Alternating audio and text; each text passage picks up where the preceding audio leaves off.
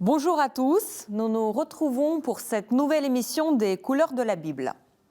Une petite planche en bois d'une quarantaine de centimètres de large, conservée au Metropolitan Museum à New York, représente la conversion de Saint Paul.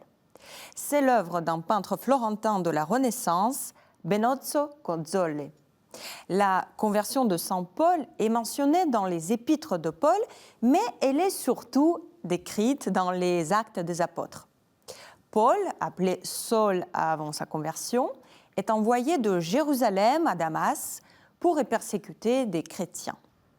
Généralement, les peintres représentent Paul sur le chemin de cette ville, entouré de ses compagnons, comme dans le tableau de Benozzo Gozzoli.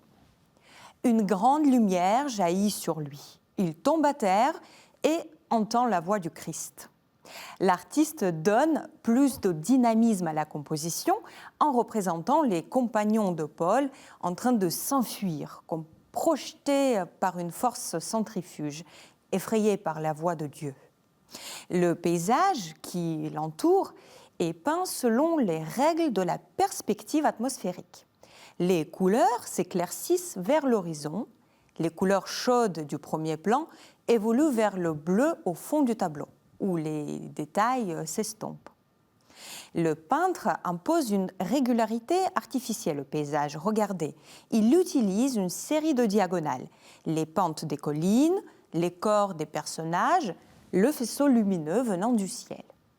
Toutes ces lignes obliques construisent la composition et donnent au tableau plus d'intensité.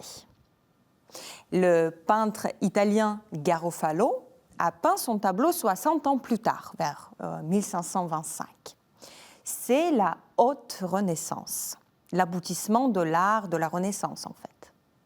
La maîtrise technique perfectionnée durant les décennies est à cette époque au service d'une harmonie globale de la peinture, dont le maître absolu, pour beaucoup, est Raphaël.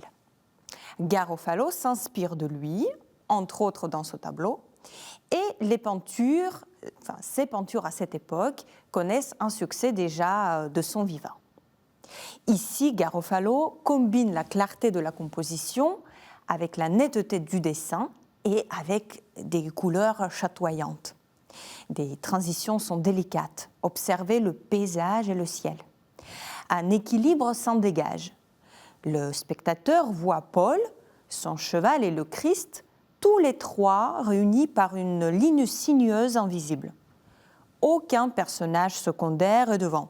Ils sont tous relégués à l'arrière-plan pour une plus grande harmonie visuelle. Notez bien que les textes ne parlent pas du cheval de Paul. L'hypothèse est plausible parce que Saul voyage. Elle a surtout l'intérêt d'ajouter une touche spectaculaire qui a séduit la plupart des artistes. Nous voilà à Venise, une vingtaine d'années plus tard, vers 1544.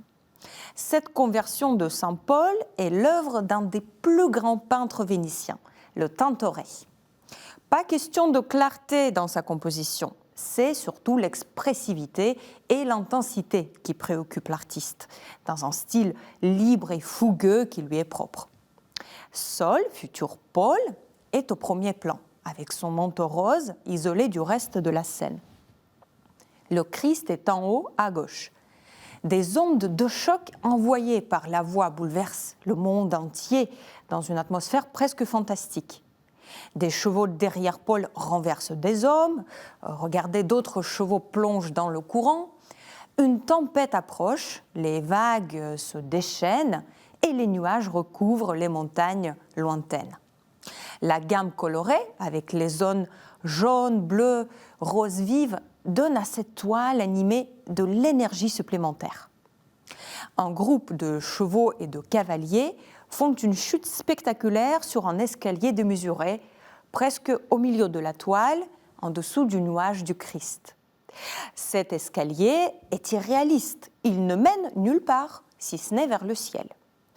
On peut alors donner une lecture symbolique à cette scène.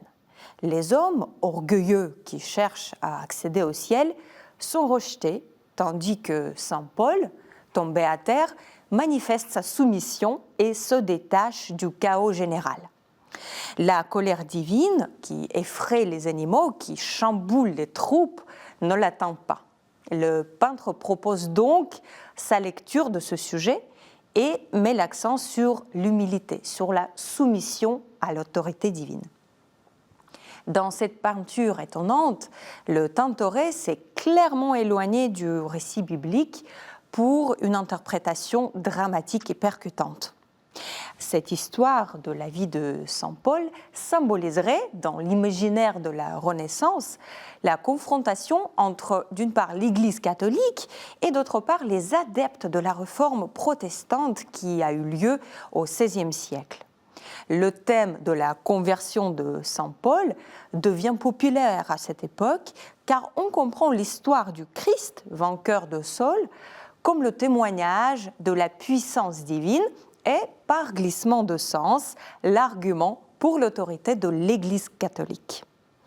Merci à tous de nous avoir suivis aujourd'hui. Je vous donne rendez-vous la semaine prochaine.